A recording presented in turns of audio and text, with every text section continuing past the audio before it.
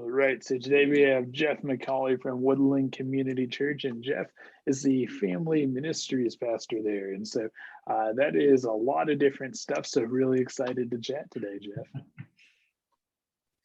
Yeah, I'm excited to be here. Thanks for the invite.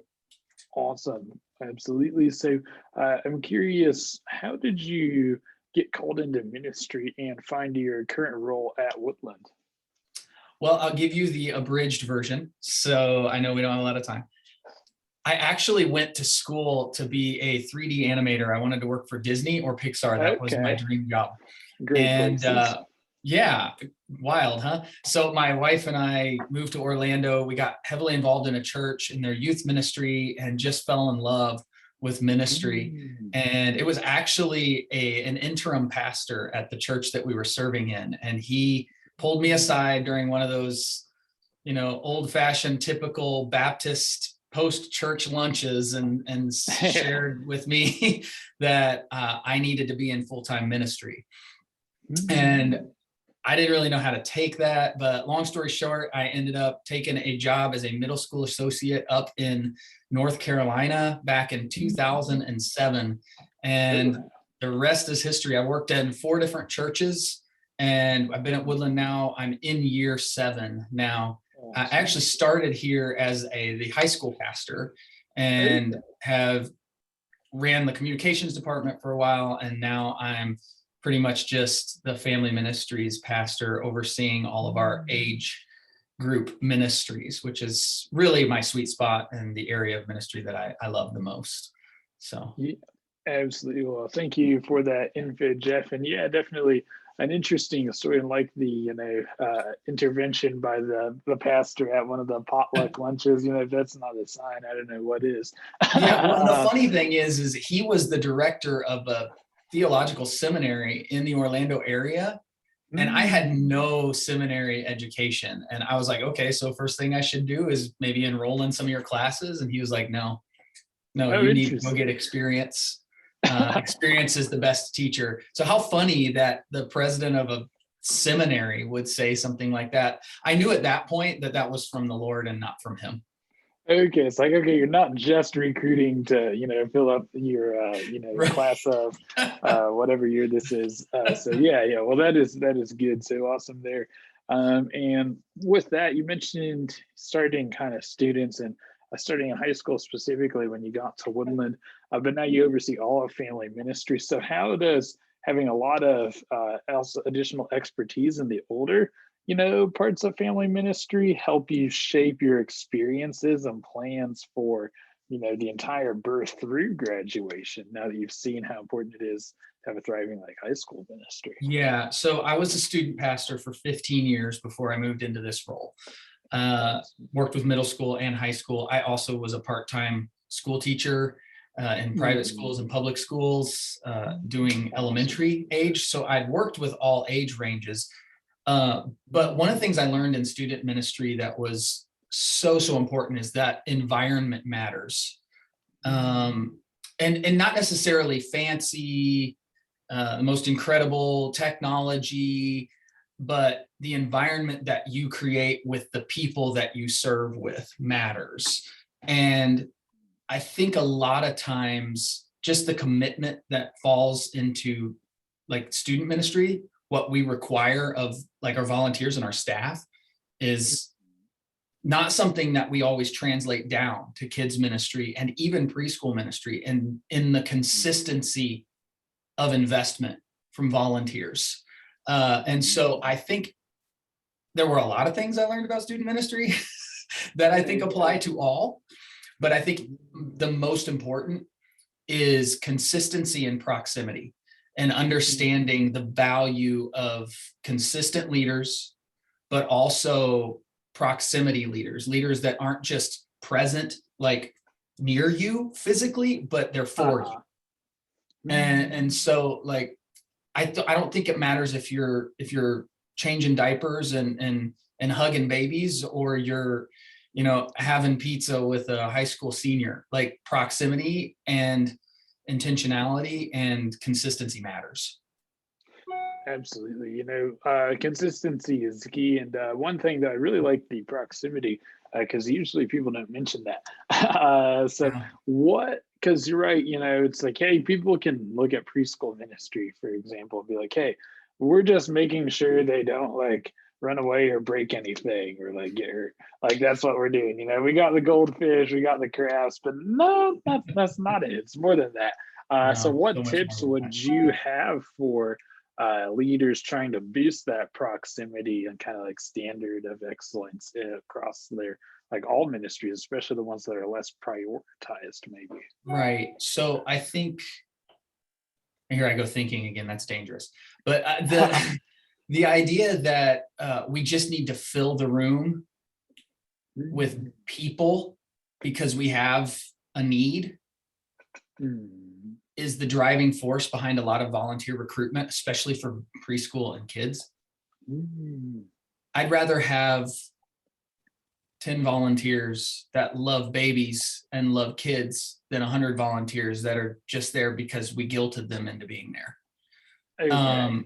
And so I think the not only the expectation level of what you're asking of your volunteers, but the expectation level of who you're asking is important. And so I think if you want to take your ministry to the next level, it always starts with the leaders that are in the ministry, the volunteers that are serving, with you. And in my newest role where I am now, I'm not in the student environment every week. I'm not in the preschool environment every week or the kids. And so we have to fully invest and trust that our volunteers are genuinely there because they love kids and teenagers, and they just want them to know the truth of who Jesus is. And isn't that the best way that we do that, is by caring for them and loving them and Absolutely. walking through life with them? So I think we can systematize it, but really it's relational. It's all relational. And there are definitely systems that need to be in place. I was reading this book, I can't remember, James Clear, maybe, Atomic Habits. He said you don't rise to the level of your goals, you fall to the level of your systems. And that was so impactful to me, because that it's a reminder of the little things, the little investments into our volunteers, the $5 Starbucks card here or there, the text in the middle of the week. It's not the big things, it's the little things that matter. Absolutely. And I love the Atomic Habit quote. That is a spectacular read. So would recommend anyone tuning in. So awesome. And then, like the idea of focusing on the relationships and cultivating, empowering the volunteers. You mentioned a couple things, like the nice little things. So what are the important things to prioritize when cultivating relationships with volunteers to empower them? And then what are some kind of recruiting volunteers tips to aim at, hey, 10, 5-star, like, hey, we love this volunteers, instead of like, hey, I'm going for a numbers game here. We're going to round up as many people as we can and guilt them into ministry. Like, what recruiting tips do you have? And then like retention ones? Well, it's interesting because I think there are a lot of different ways you can go about it. But I was just at Orange Tour this past week, and awesome. Reggie spoke on this, the value of volunteers and how to recruit. And he shared, I won't read the list, but one of the things that really stuck out to me was he didn't say, he went through, who do you ask? How do you recruit? Because for me, it's always been a personal thing. It's like, let's ask our friends and the people that we do life with first, and then they get investment and they love it. So then they ask their friends and the people that they know that I don't have a close relationship with. And it just goes like that, at least in our context. And it may work differently in other churches in different parts of the country, but at least here in Bradenton, Florida, when our pastor makes an announcement, I mean, he has incredible influence over our church, our ministry, our community. But if he makes an announcement from the platform saying, hey, we need more kids ministry volunteers or student ministry volunteers or preschool, we'll get like 2 or 3. Like in a church of over 1,000 people. And so it's the personal ask, at least in our context, that really makes the difference. And maybe that's because we value relationships so much here rather than platform. And maybe that's it. Maybe that's the culture we built, and we've kind of, in a good way, we've shot ourselves in the foot. Awesome. But I think that it's the ask your friends. But one of the things that Reggie didn't mention was ask the parents, which I thought was interesting, because a lot of times when you're dealing with kids ministry, especially not so much student ministry, but kids ministry, it's just like, oh, we'll just get all the parents to serve, like on a rotation once a month. And I didn't get a chance to ask him afterwards. I wish I had, but like, I'd love to hear his mindset on why not asking parents. I think I might have an idea, but I think that's so we can invest in them in other ways. Mm-hmm. But I think for me, it's the personal, like, ask the people that you know, the people that you trust, because you can build an organic yet impactful ministry team if you start with the people that you know the best. And that's just how we do it. And we're by no means experts, and we still need lots of volunteers in all of our ministry areas. So please don't hear me like we've got it all figured out. We don't. I don't think anyone does, especially in a post-pandemic. Are we semi-pandemic, post-pandemic world? It's just weird right now. Everything's weird. Indeed. Yeah, well, really like those tips, and thank you for the sharing that bit of knowledge from Reggie on like how to. It's good. Also, your tips on the personal ask. That is always going to be more impactful. If it's like, think of it, recruiting is basically marketing. So if it's like, hey, if we send an email to 1,000 people, we might get like 2 responses. But if we are like, hey, I'm going to call someone I know and ask them about this, probably a much higher probability of getting them interested. Yes. So you alluded slightly to the culture and values that kind of built up. Could you share some of the like values and principles y'all operate by? Yeah. So we're a community church. I mean, traditionally a Baptist church, but we still fall under that umbrella. However, we call ourselves Woodland Community Church because we really are a church for the community. Actually, you may have seen it on my mug, but this is that's our vision statement. We don't have Jesus in it. We don't have and not because we don't love Jesus, but just because this is who we are. So we are not a weekend church. In fact, we reach more people during the week than we do on a weekend. And that's because we have a fine arts academy, a school academy that runs from babies all the way to 8th grade. And we just have a lot of stuff that happens throughout the week. So for us, the everyday matters is our mission, because we recognize that relationships lead people to Jesus. Messages sometimes do, but really it's relationships. So we want to reach people where they are and where their needs are. So we live in the Lakewood Ranch area, which is a pretty affluent neighborhood in Bradenton area, and big on family, lots of families. We're a family church more than anything. We have people in all age ranges, but the vast majority of our core are families, kids and teenagers and parents. They want their kids to have dance and art. And I mean, it's a very artsy community. So we have a fine arts academy that focuses everything from dance to art, to music, to theater, to all kinds of things. So we're reaching these people who may not be believers.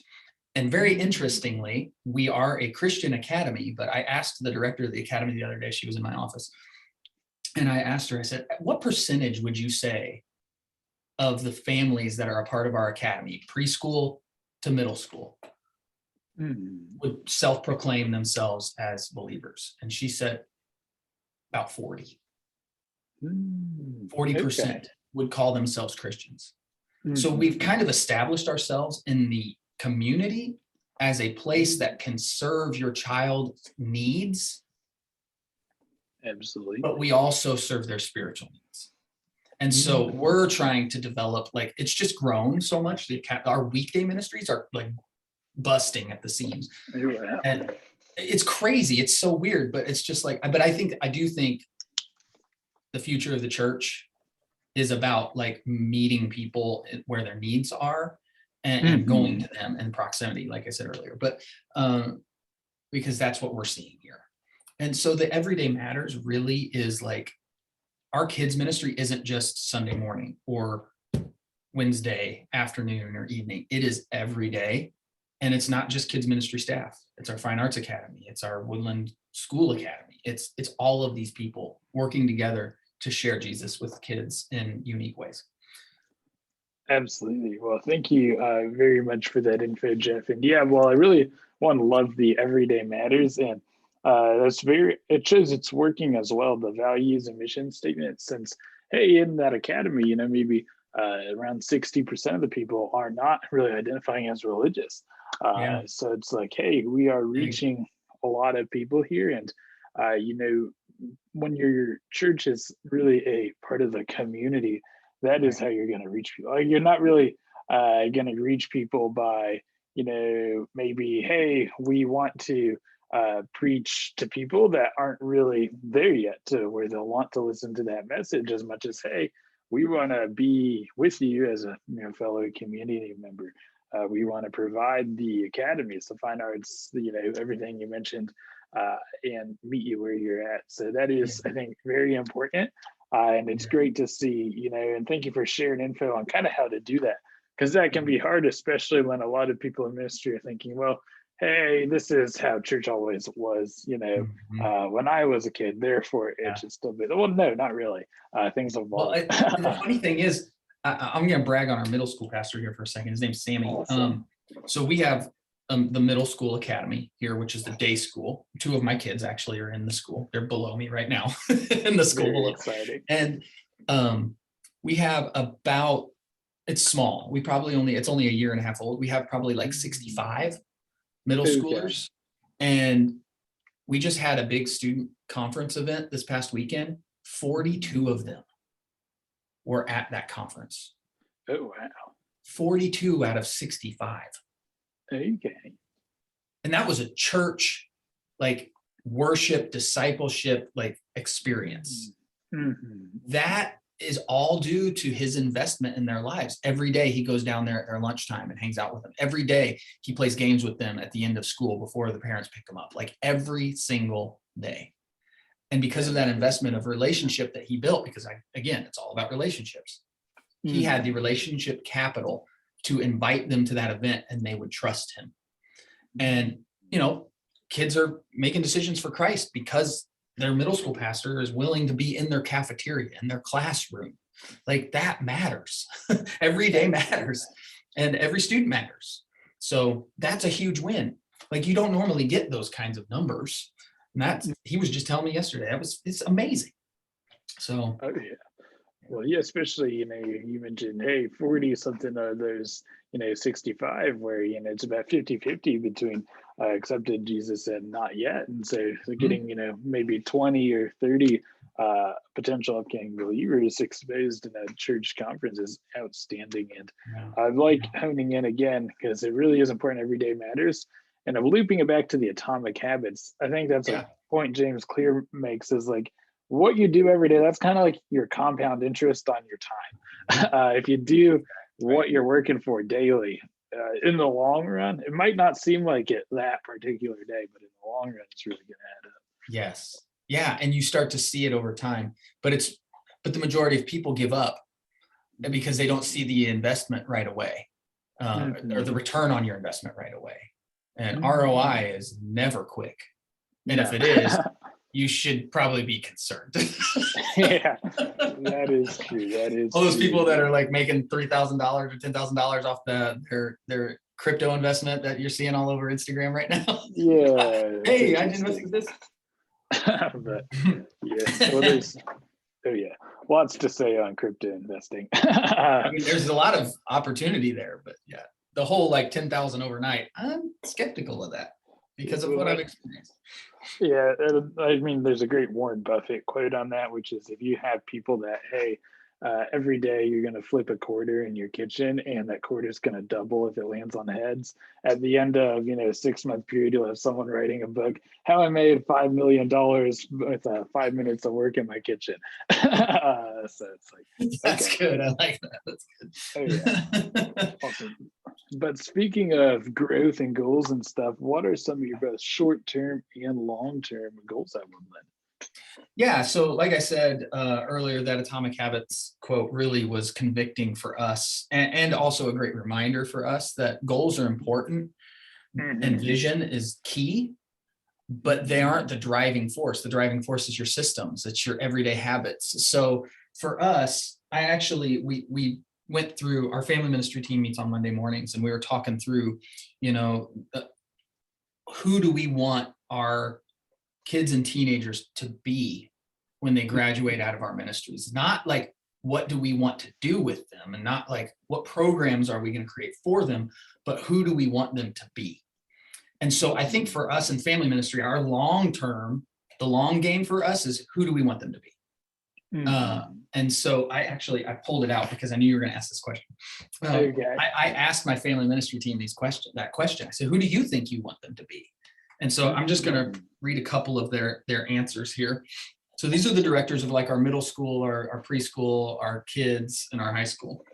One of them said, be a disciple and giving back. This is from one of our student ministry leaders. And he said that because he's, one of the greatest joys of his life is when he sees like college students and young adults who've grown up in the ministry serving in ours or somewhere else. Like, it's not necessarily about like what they're doing, it's who they're serving. So that one was good. Jesus followers, not just Christians, was another one. Another one was authentic Jesus followers. Another one was hooked on Jesus, not a ministry or a personality. That one's good. Absolutely.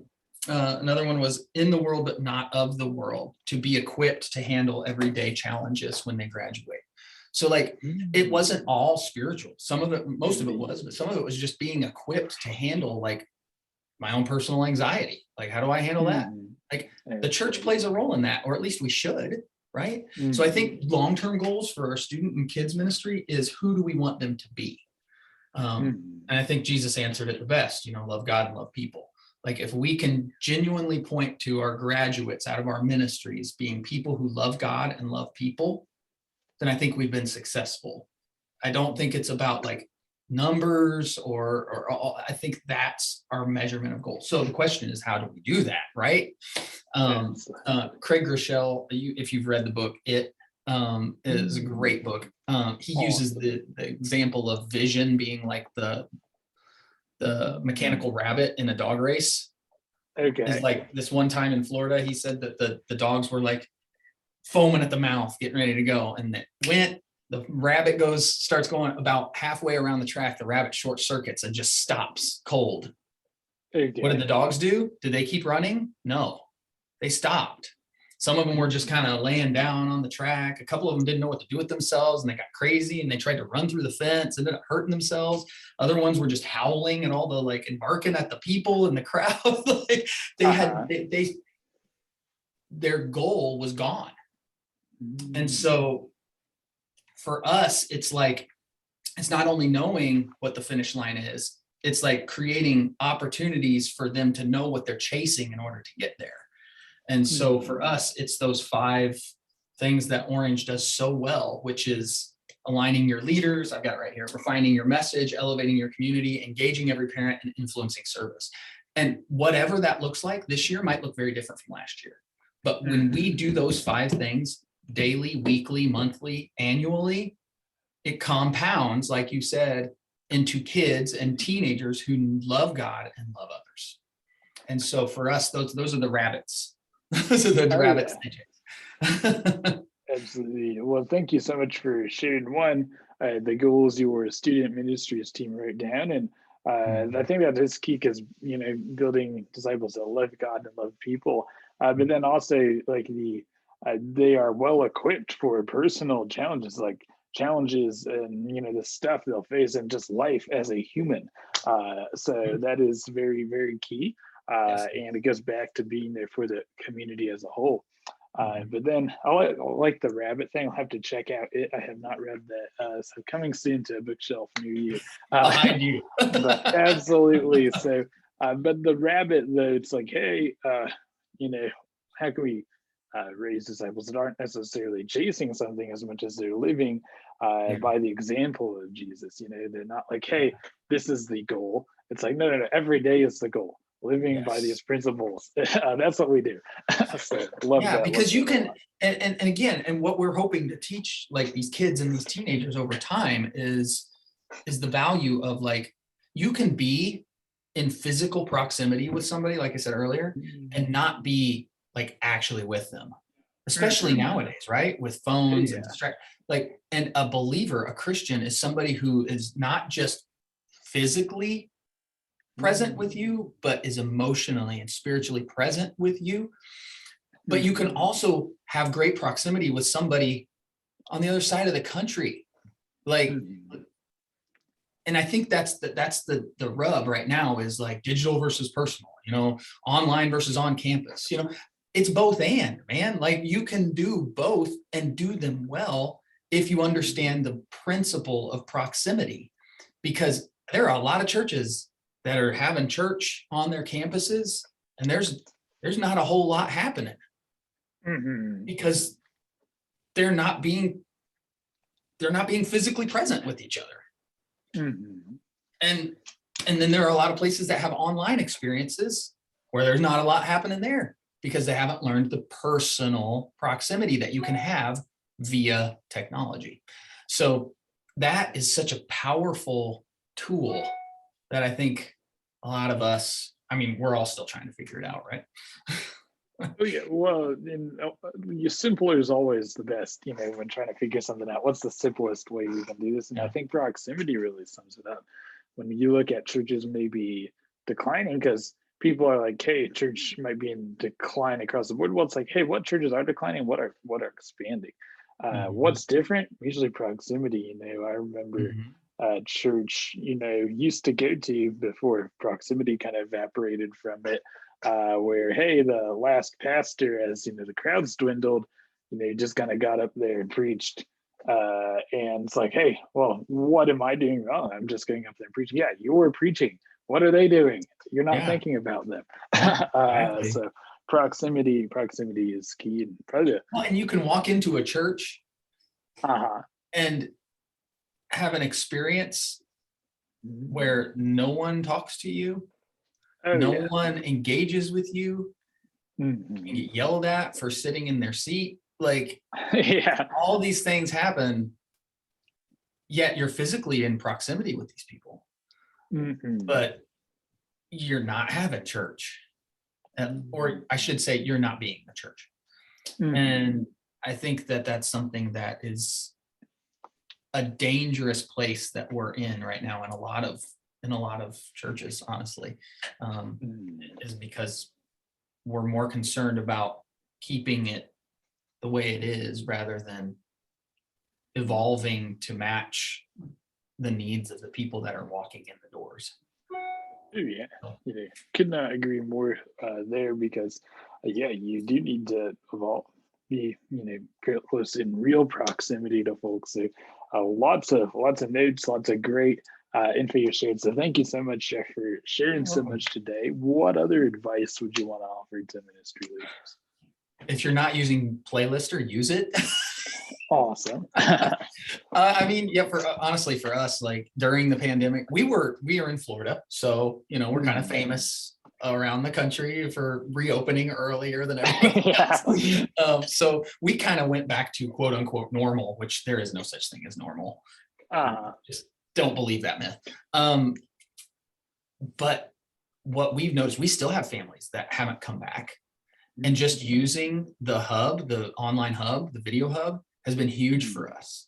So we created this online resource place for families called gowoodland.com/the hub. It's really easy to remember. And there's lots of resources on there for them. There's parent resources, and that's just been in my estimation, if only 5 families use it weekly, it's worth every penny, because we cannot put a price tag on those 5 families and their spiritual growth when they're not quite ready to be physically present again. And I do believe we've got to start navigating. If I really want to believe this, then I also have to believe that Sunday matters to them, and maybe Sunday matters to them doing something else, and that we can reach them on Monday or Tuesday with the online hub and with our own ways that we reach them. So, I mean, again, like Playlister has been huge for us. We're working right now, actually, to try to create a more, I know the church usually doesn't like this word, but I'm going to use it, holistic parent ministry to reach parents. Because I think when we reach the parents, we reach the kids. And so, you know, with that, Playlister will play a huge role in that new holistic parent ministry, parent life that we're trying to create for families. So that's it. Yeah, well, I appreciate the shout out, but even more appreciate the info you shared about being holistic and cultivating a great online experience for anyone that's coming. Because, well, think about it this way: you've got your church campus, like brick and mortar, the actual building. Okay, well, one, you're paying rent or you own that, property taxes. Like, however, you've got people mowing the lawn. You've got a lot of time and effort into, like, hey, time and money, sweat is getting into this building. Or we're just gonna put something online and not touch it, and to say, hey, we put it out there. That's all we need to do. So very no, important. You need to invest in it. You need to resource it, just like you resource a physical campus. Absolutely. Yeah. Awesome. Well, Jeff, again, thank you so much for sharing so much. Really appreciated chatting today, and yeah, looking forward to sharing this with our partners, because lots of great book recommendations as well. So, It by Craig Gorshall and Atomic Habits by James Clear, and so spectacular. And thanks for sharing. Yeah, you're welcome.